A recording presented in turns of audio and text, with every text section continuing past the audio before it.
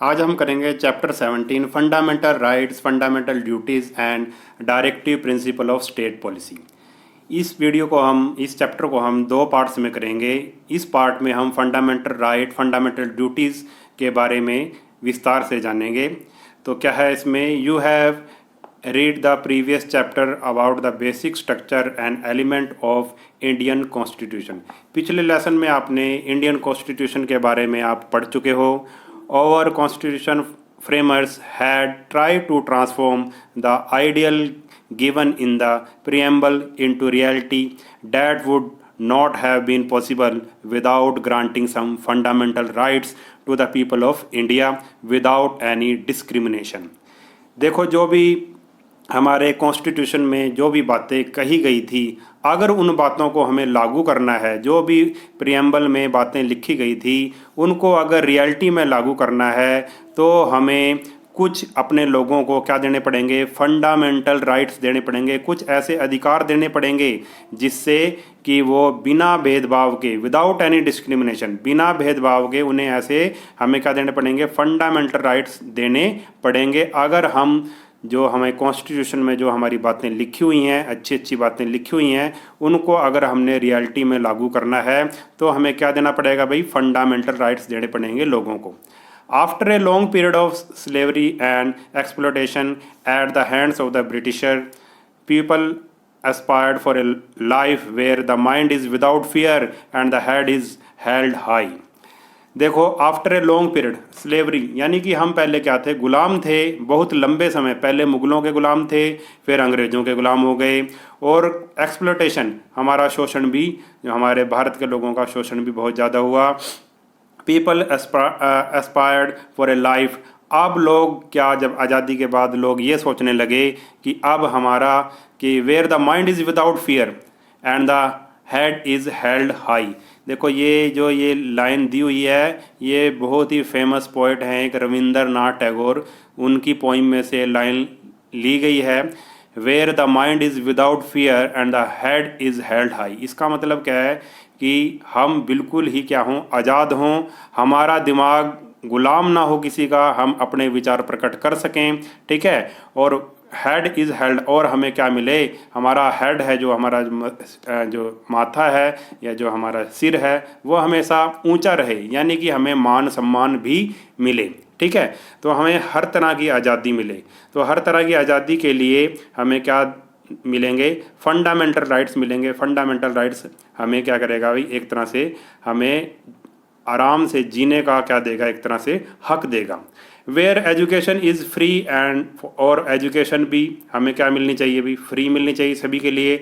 Where every citizen has the freedom of religion and faith, और जहाँ पे सभी सिटीजन को फ्रीडम अपने धर्म की और जिसको वो मानता है उसकी भी फ्रीडम मिलनी चाहिए। Where the sole aim of the government is welfare of people specially the downtrodden, और जहाँ पर जो मेन एम गवर्नमेंट का क्या होना चाहिए कि वेलफेयर ऑफ पीपल, लोगों की बस भलाई होनी चाहिए, ठीक है। और महत्वपूर्ण, सबसे ज़्यादा महत्वपूर्ण क्या है, जो पीड़ित लोग हैं, डाउन ट्रोडन का मतलब पीड़ित, जो शोषित है, जिन पे जुल्म किया गया है, उनकी भलाई होनी चाहिए, ठीक है।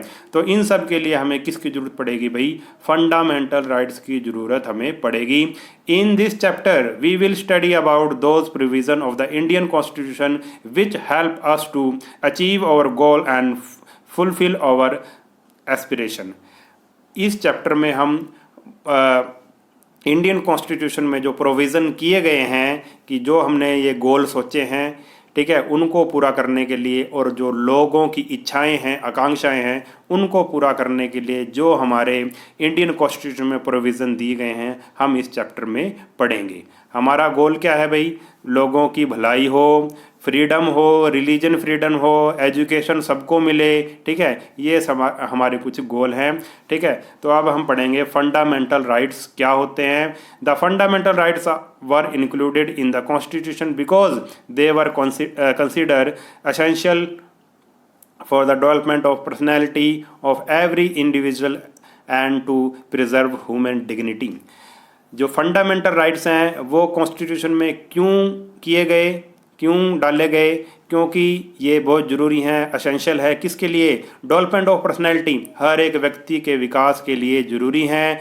और प्रिजर्व ह्यूमन डिग्निटी, और जो मनुष्य की जो गरिमा है, उसका जो मान सम्मान है, उसको बचाने के लिए ये जरूरी हैं फंडामेंटल राइट्स। अब इसको हम डिटेल से पढ़ेंगे क्या होते हैं।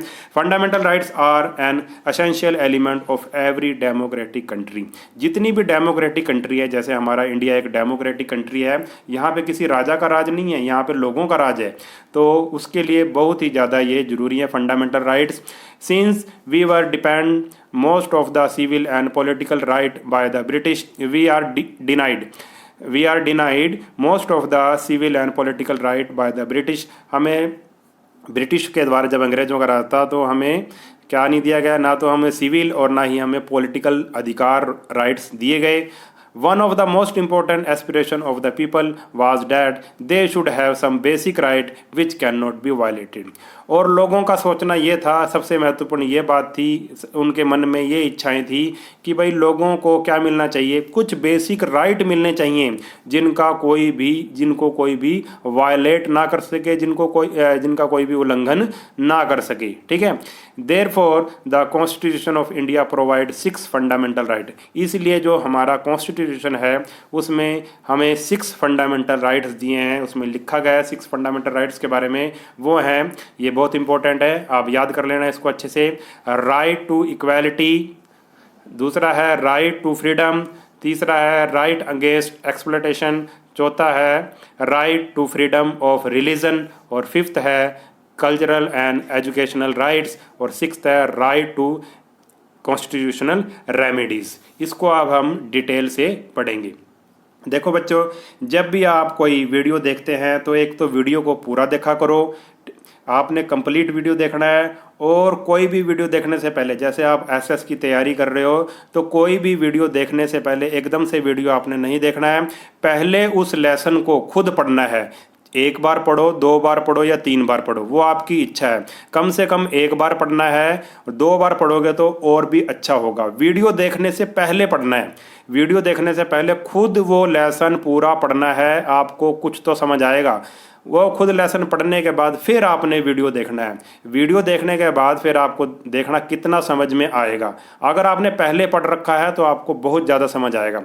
फिर वीडियो देखने के बाद क्या करना है, फिर से 1 बार लेसन को पढ़ना है। ऐसे जो बच्चा करेगा वो कभी भी मतलब उसको बिल्कुल अच्छे से समझ आएगा। ठीक है, मैंने आपको 3 स्टेप बताए हैं। वीडियो देखने से पहले लेसन को खुद पढ़ना है, 1 या 2 बार अच्छे से पढ़ना है। उसके बाद वीडियो देखना है, वीडियो देखने के बाद अच्छे से कंप्लीट देखना है, और फिर वीडियो देखने के बाद फिर से लेसन खुद पढ़ना है बुक में से 1 या 2 बार। आपको बिल्कुल अच्छे से आएगा। आप जो ये एक्सरसाइज में जो भी क्वेश्चन दिए हुए हैं आप आसानी से कर सकोगे। ठीक है, चलो अब आगे करते हैं। डू यू नो में क्या दिया हुआ है, देखो ये हमने अभी पढ़ा है कि 6 हमारे फंडामेंटल राइट्स हमें दिए हुए हैं। अब इसमें क्या है भाई, डू यू नो में हमें दिया हुआ है the constitution of India also provided for the right to property as a fundamental right. देखो पहले क्या था भाई, एक फंडामेंटल राइट और था right to property. Right to property, property आपको पता है क्या होता है, जमीन जायदाद मकान। ठीक है, the 44th amendment of 1978 removed this right from the list of fundamental right. और एक अमेंडमेंट किया गया, एक सुधार किया गया उसमें 1978 में इस जो फंडामेंटल राइट था, राइट टू प्रॉपर्टी था, इसको हटा दिया गया। ठीक है, अब आगे पढ़ते हैं हम। अब जितने भी ये फंडामेंटल राइट हमने पढ़े हैं, अब हम इसको डिटेल से करेंगे। पहला है भाई था right to equality. Right to equality, इसमें कौन कौन से राइट्स आएंगे, तो सबसे पहले आएगा इक्वालिटी बिफोर लॉ। जितने भी, देखो इसका मतलब क्या है, इक्वालिटी बिफोर लॉ का मतलब है जितने भी हम इंडियंस हैं वो कानून के सामने बराबर हैं, चाहे वो अमीर हो, चाहे वो गरीब हो, चाहे वो किसी भी धर्म को मानने वाला हो। अगर मान लो किसी ने कोई क्राइम किया है तो उसको बराबर सज़ा मिलेगी। ऐसा नहीं कि अमीर है गरीब है को देखकर सज़ा मिलेगी। तो लॉ इक्वालिटी बिफोर लॉ, इसका मतलब यही है कि कानून के सामने सभी व्यक्ति बराबर रहेंगे।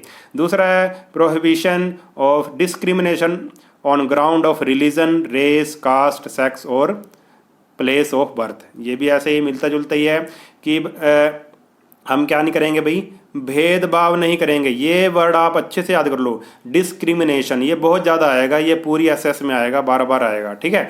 तो डिस्क्रिमिनेशन, डिस्क्रिमिनेशन प्रोहिबिशन का मतलब मनाही, बिल्कुल भी नहीं जिसको कर सकते हम, ठीक है। तो discrimination of prohibition of discrimination, भेदभाव पर मनाही है हमारे देश में, किसी के साथ हम भेदभाव नहीं कर सकते। ऑन द ग्राउंड ऑफ, किस पे, किसी के धर्म देखकर, किसी की जाति देखकर, किसी का, ठीक है, लड़का लड़की देखकर, स्त्री पुरुष देखकर और प्लेस ऑफ बर्थ देखकर हम किसी के साथ भेदभाव नहीं कर सकते। ये हमारा क्या है, राइट टू इक्वलिटी है। अगर कोई किसी का जाति देखकर भेदभाव करता है, किसी का धर्म देखकर भेदभाव करता है, तो उस पर केस हो सकता है, ठीक है। तीसरा है equality of opportunity in matter of public employment. अब क्या है भाई, जितनी भी सरकारी नौकरियां निकलती हैं या दूसरी नौकरियां निकलती हैं, उसमें सबको क्या मिलेगी, इक्वालिटी मिलेगी। अगर कोई किसी की एलिजिबिलिटी है उस नौकरी को करने की, तो वो भी बराबर हक रखता है नौकरी पाने का, ठीक है। तो एम्प्लॉयमेंट यानी कि जो भी नौकरी वगैरह मिलेगी उसमें सभी को बराबर हक मिलेगा।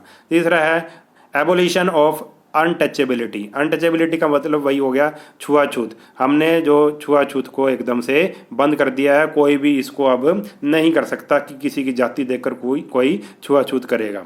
आगे है एबोलिशन ऑफ टाइटल्स। ये क्या होता है टाइटल्स, देखो जब अंग्रेज़ों का राज था तो अंग्रेज कई इंडियंस को टाइटल दे देते थे, जैसे खान बहादुर, राय बहादुर, महाराजा, दीवान बहादुर, इस तरह के टाइटल दे देते थे। और टाइटल देने के बाद मतलब उनको कुछ सुविधाएं मिलती थी, ठीक है, और वो अपने नाम के आगे कुछ टाइटल लगा देते थे, जैसे राय बहादुर, महाराजा, ठीक है। तो अब हमारे देश में कोई भी ऐसा व्यक्ति मतलब टाइटल का यूज़ नहीं कर सकता, वो कहीं से भी विदेश से या देश से कोई भी टाइटल नहीं ले सकता, ठीक है। इसका मतलब ये है। अब नेक्स्ट है राइट टू फ्रीडम। अगला फंडामेंटल राइट है राइट टू फ्रीडम। देखो फ्रीडम से ही पता लग रहा है, देखो किस किस चीज़ की फ्रीडम हमें मिलेगी, freedom of speech and expression. हमें बोलने की और अपना जो मन में बात है उसको एक्सप्रेस करने की क्या है, एक तरह से फ्रीडम है, आज़ादी है। जैसे अखबारों में कई लेख आते हैं, सबके अपने अपने विचार होते हैं। जो जर्नलिस्ट होते हैं, पत्रकार होते हैं, किसी अखबार में अलग विचार होते हैं, किसी अखबार में अलग विचार होते हैं। तो हमें अपने विचार व्यक्त करने की क्या है, एक तरह से आज़ादी है। Freedom to assemble peacefully and without arm. हमें इकट्ठा होने की क्या है भाई, आज़ादी है। हम कहीं पर भी इकट्ठा हो सकते हैं मगर शांतिपूर्ण ढंग से, विदाउट आर्म्स। आर्म का मतलब बिना हथियारों के अगर हम कहीं पे सभा करते हैं तो हम इकट्ठा हो सकते हैं, ठीक है। थर्ड है freedom to form association and union. हम क्या बना सकते हैं, यूनियन बना सकते हैं, एसोसिएशन बना सकते हैं। जैसे मजदूरों की यूनियन बना सकते हैं, टीचर्स की यूनियन बना सकते हैं, हम बना सकते हैं, ठीक है। ये भी हमें अधिकार है, फंडामेंटल हमारा राइट है। फोर्थ है freedom to move freely throughout the territory of India. हम कहीं पर भी इंडिया की जो टेरिटरी है यानी कि इंडिया का जो जगह है, हम कहीं पर भी जा सकते हैं, ठीक है। हमें कोई नहीं रोक सकता। हमारा दिल करेगा हम केरल चले जाएंगे, हमारा दिल करेगा हम जम्मू कश्मीर चले जाएंगे, हमारा दिल करेगा हम आसाम चले जाएंगे, हमारा दिल करेगा हम मध्य प्रदेश चले जाएंगे। हम कहीं पर भी जा सकते हैं, कहीं पर भी रह सकते हैं, कहीं पर भी घूम सकते हैं, हमें कोई नहीं रोक सकता। ये हमारा क्या है, फ्रीडम टू मूव है। नेक्स्ट है fifth, freedom to reside and settle in any part of India. हम कहीं पर भी इंडिया के किसी भी पार्ट में अपना घर बना सकते हैं, वहाँ पर सेटल हो सकते हैं, हमें कोई भी नहीं रोक सकता। अगर कोई रोकेगा तो उसके खिलाफ केस हो सकता है, ठीक है। सिक्स्थ है freedom to practice any profession or an carry on any occupation, trade or business. हमें किसकी आज़ादी है भाई, हमें इंडियंस को किसकी आज़ादी है, हम किसी भी प्रोफेशन को अपना सकते हैं, चाहे हम डॉक्टर बने, चाहे हम टीचर बने, चाहे हम इंजीनियर बने, चाहे हम कुछ भी बने, मैकेनिक बने। तो हम किसी भी ऑक्यूपेशन यानी कि किसी भी काम को हम अपना सकते हैं, किसी भी बिजनेस को कर सकते हैं, हमें पूरी आज़ादी है। नेक्स्ट है इसमें कुछ और इंक्लूड किया गया है। Right to freedom also include the following provision. और क्या प्रोविजन है, protection in respect of conviction for an offence. और हमें कोई भी ऑफेंस है, कोई भी जैसे अपराध है, उसके खिलाफ भी हमें क्या मिलेगी, एक तरह से प्रोटेक्शन मिलेगी। और फोर्थ है भी protection of life and personal liberty, हमें लाइफ की, ज़िंदगी की प्रोटेक्शन हमें चाहिए, और पर्सनल लिबर्टी जो हमारी व्यक्तिगत आज़ादी है वो भी हमें चाहिए। Protection against arbitrary arrest and detention, हमें कोई भी एकदम से अचानक से क्या नहीं कर सकता, गिरफ्तार नहीं कर सकता, हमें जेल में नहीं डाल सकता, हम उसका कारण पूछ सकते हैं, हम उस पर केस कर सकते हैं, तो इसकी भी हमें प्रोटेक्शन मिली है। और नेक्स्ट है राइट टू एजुकेशन, हमें शिक्षा का अधिकार है, जितने भी इंडियंस हैं उन्हें शिक्षा का अधिकार है। नेक्स्ट है in August, do you know में, इन अगस्त 2017 ए 9 जज bench headed by the chief justice of India unanimously arrived at the landmark verdict declaring right to privacy. अब देखो एक राइट और दे दिया, कब दिया, 2017 में ये कोर्ट ने दिया है, ठीक है, सुप्रीम कोर्ट ने दिया है राइट टू प्राइवेसी। अगर हमारा कोई प्राइवेट, हमारा कुछ कोई भी हमारा प्राइवेट जीवन है, उस पर कोई मतलब चोट करता है, एक तरह से उसको कोई दिखाता है प्राइवेट लाइफ को, हमारी कुछ भी है, तो ये भी हमारा क्या है, एक फंडामेंटल राइट है, हम उस पर केस कर सकते हैं। हमारी बिना अनुमति के हमारी कोई फ़ोटो का यूज़ नहीं कर सकता, हमारी किसी वीडियो का यूज़ नहीं कर सकता, इसी को बोलेंगे हम right to privacy, which could have a bearing on several aspect law, lifestyle and governance. ठीक है, तो इसको बोलेंगे हम राइट टू प्राइवेसी, यानी कि जो भी हमारी प्राइवेट चीज़ें हैं, ठीक है, उनको कोई भी पब्लिक नहीं कर सकता। अगर कोई हमारी बिना अनुमति के पब्लिक करता है तो हम उस पर केस कर सकते हैं। अब नेक्स्ट देखते हैं, नेक्स्ट में क्या है,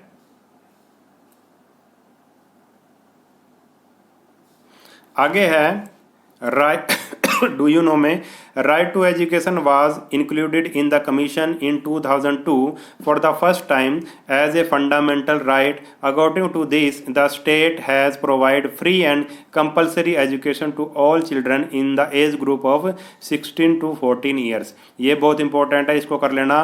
राइट टू एजुकेशन हमारे देश में कब लागू हुआ, 2002 में।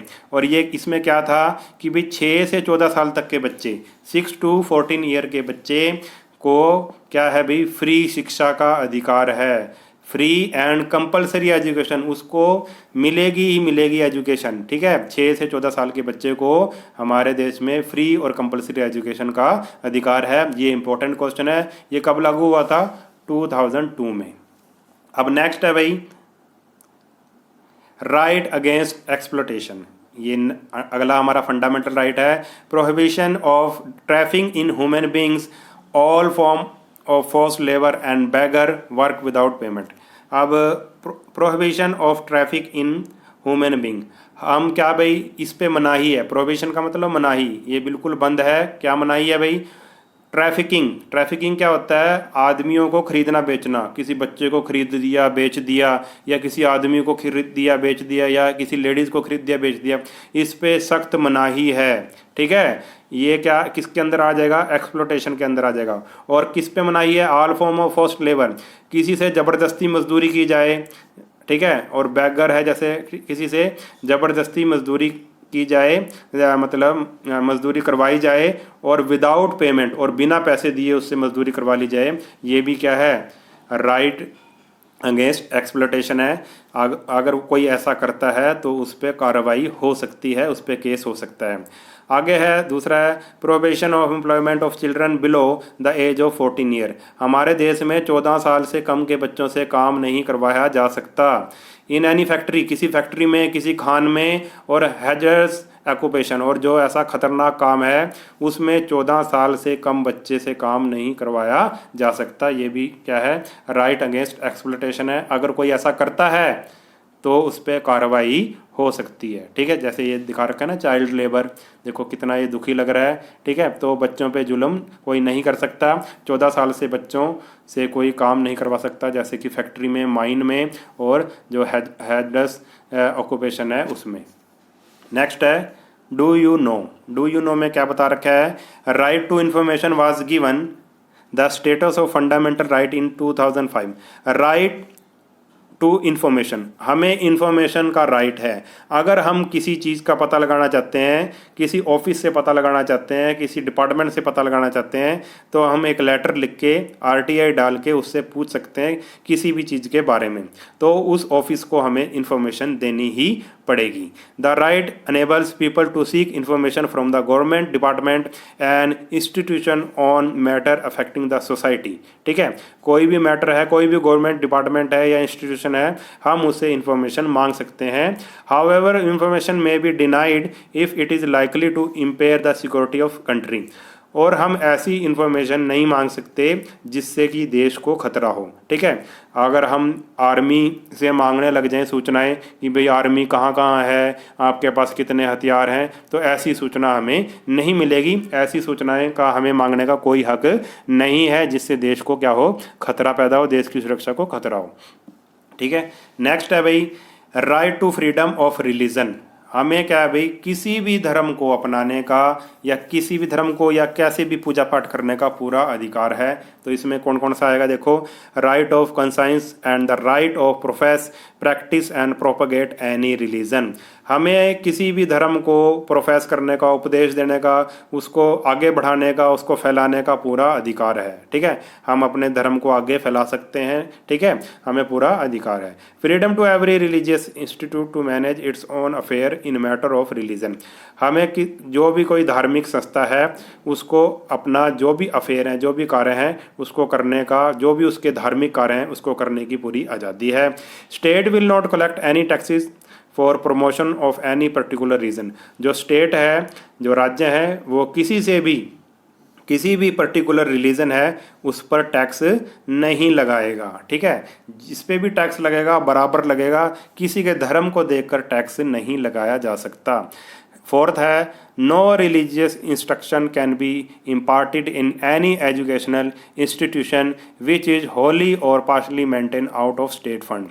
कोई भी इंस्ट्रक्शन, कोई भी रिलीजियस इंस्ट्रक्शन एजुकेशनल इंस्टीट्यूट में नहीं दी जा सकती। एजुकेशनल इंस्टीट्यूट में सभी धर्मों को माना जाएगा। एक तरह से आप ये कह लो, किसी एक धर्म के बारे में, किसी एक धर्म का प्रचार वहाँ पर नहीं किया जा सकता। ठीक है, तो सभी को एजुकेशनल इंस्टीट्यूट में क्या किया जाएगा भी, बराबर समझा जाएगा। अब नेक्स्ट देखते हैं। नेक्स्ट राइट है, फंडामेंटल राइट है cultural and educational rights. It guarantees to preserve, maintain and promote one culture and language.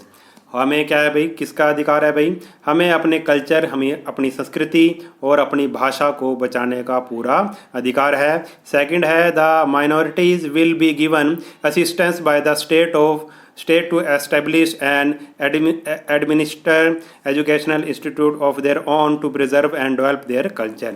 जो माइनॉरिटी है, माइनॉरिटी का मतलब जो जिनकी संख्या कम है, जैसे हमारे देश में हिंदू ज़्यादा हैं, सिख कम हैं, मुसलमान कम हैं, तो सिख और मुसलमान को हम क्या बोल देंगे, माइनॉरिटी बोल देंगे।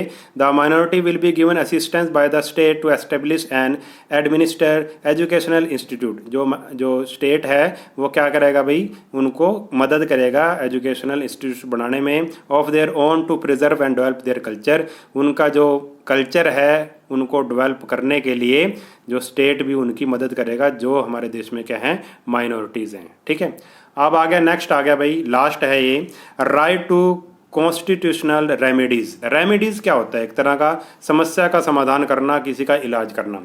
अब देखो ये जितने भी हमने पढ़े हैं, जितने भी फंडामेंटल जो हमने पढ़े हैं, तो वो क्या है भाई, उसको बचाने के लिए भी हमें कुछ चाहिए। ठीक है, उसको लागू करने के लिए भी हमें कुछ चाहिए, वही क्या है, रेमेडीज़ हैं।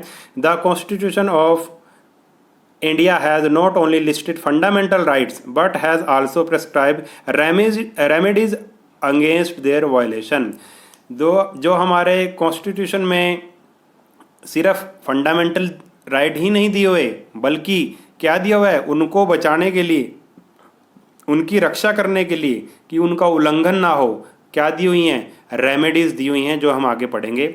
If a citizen feels that one of her fundamental rights has been violated by an executive order, she may request the Supreme Court, High Court to issue the appropriate writ for the restoration of her rights. अगर किसी citizen को, हमारे देश के अगर किसी citizen को ऐसा लगता है कि उसके फंडामेंटल राइट का उल्लंघन किया गया है, ठीक है, किसी ऑर्डर से उसके फंडामेंटल राइट का उल्लंघन किया गया है, तो वो पर्टिकुलर व्यक्ति कहाँ जा सकता है? सुप्रीम कोर्ट में जा सकता है, हाई कोर्ट में जा सकता है, अपील कर सकता है कि मेरे अधिकारों का हनन हुआ है, मेरे अधिकारों का उल्लंघन हुआ है, ठीक है। उनको वापस पाने के लिए वो क्या कर सकता है? सुप्रीम कोर्ट जा सकता है, हाई कोर्ट जा सकता है। और क्या करे? द रिट आर, और कौन सी रिट दाखिल कर सकता है भाई? तो कौन सी रिट बनी हुई है? Writ are habeas corpus, mandamus, prohibition, quo warranto and certiorari, ठीक है। ये क्या बनी हुई है? रिट्स बनी हुई हैं। इसको हम डिटेल में पढ़ेंगे, ठीक है। ये रिट्स कौन जारी करता है? सुप्रीम कोर्ट जारी करता है या हाई कोर्ट जारी करता है, तो इसको अभी हम डिटेल में पढ़ेंगे। तो ये रिट्स, जो जितनी भी ये रिट्स हैं, ये कैसे फंडामेंटल राइट्स की रक्षा करती हैं, इसको हम डिटेल में आगे पढ़ेंगे। इन रिट्स के द्वारा, रिट्स का काम क्या है? फंडामेंटल राइट्स की एक तरह से रक्षा करना, वो हम पढ़ेंगे अभी। The fundamental rights protect the citizen against the miss use of power by the government और सम इंस्टीट्यूट और individual.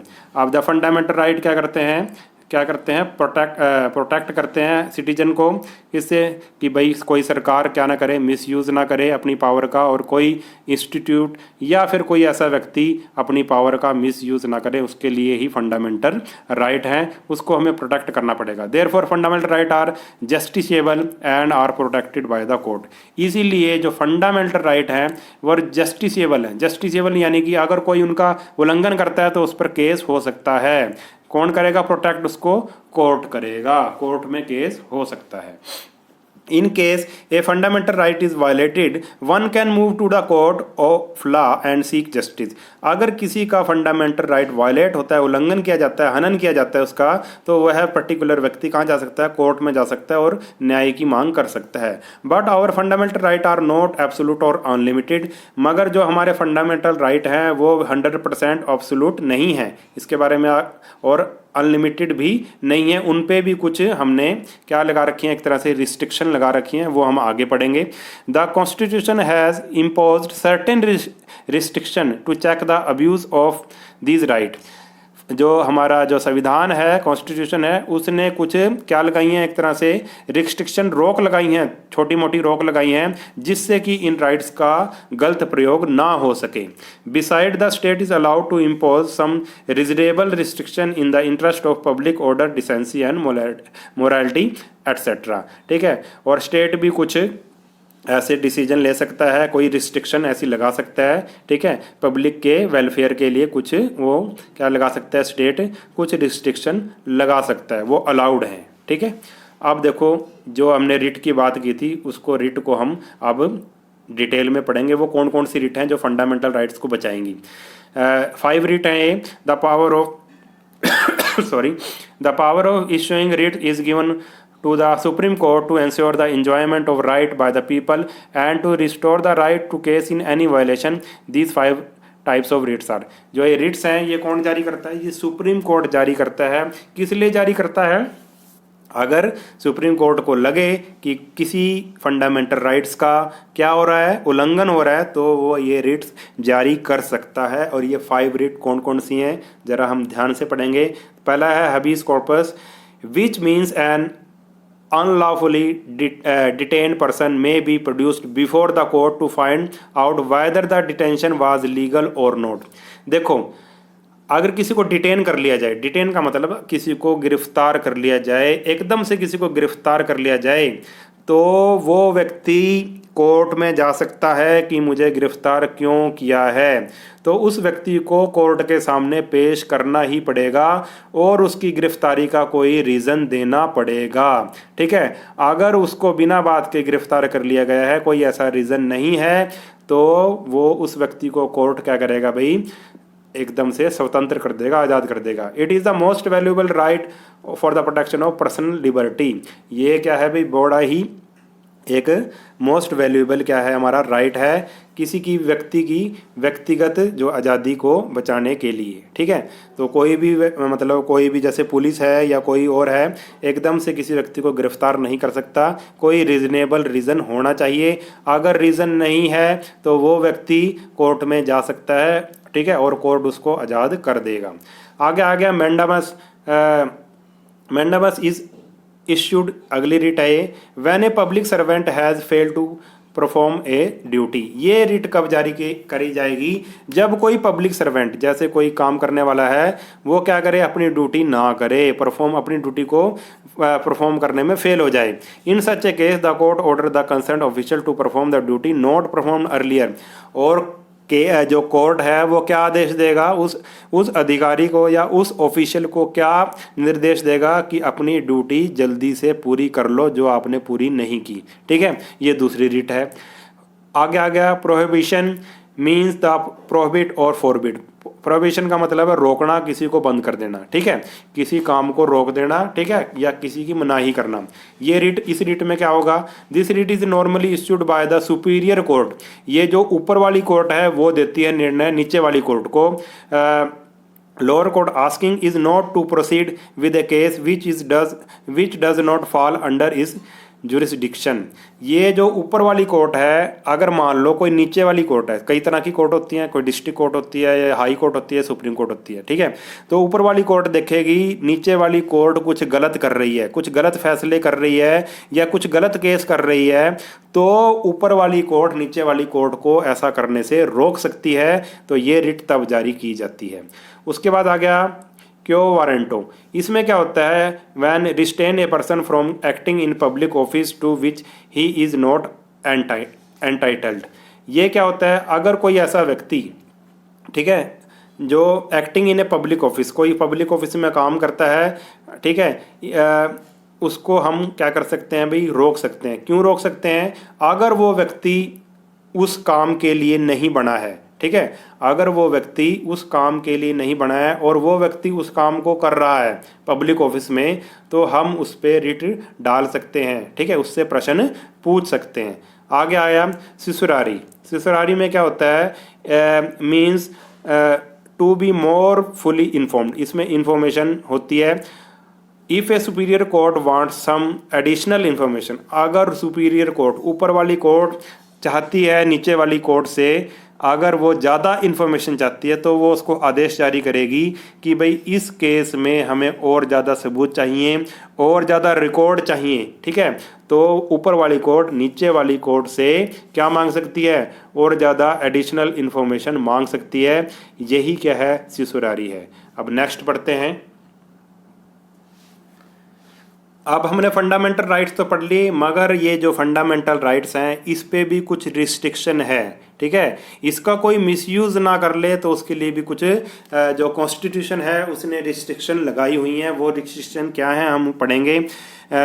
Having study the 6 fundamental rights we should remember one very important point about all of them, that they are not absolute. हमने ये पढ़ लिया, अभी 6 point पढ़ लिए हैं, फंडामेंटल राइट्स पढ़ लिए हैं, मगर ये एब्सोल्यूट नहीं है, इसका हम 100% यूज़ नहीं कर सकते। कुछ इसमें रिस्ट्रिक्शन भी लगी हुई हैं। It means that some restriction are imposed upon them to safeguard the interest of entire community। हमें सारी कम्युनिटी को बचाना है, सारे समाज को बचाने के लिए उस पर कुछ रिस्ट्रिक्शन भी लगा रखी हैं ताकि उसका कोई मिसयूज़ ना करे। Certain limitation are necessary for the meaningful enjoyment of this right.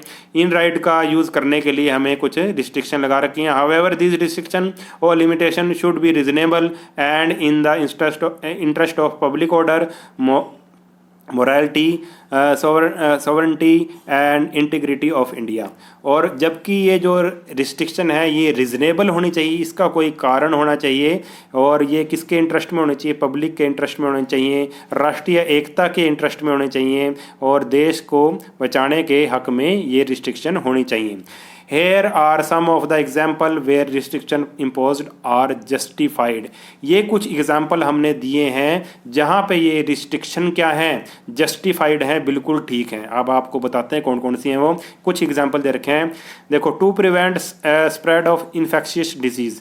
अगर कोई डिजीज़ फैल जाए तो उसको क्या करने के लिए, स्प्रेड अगर हो रही है, फैल रही है, तो उसको रोकने के लिए the free movement of the people can be restricted.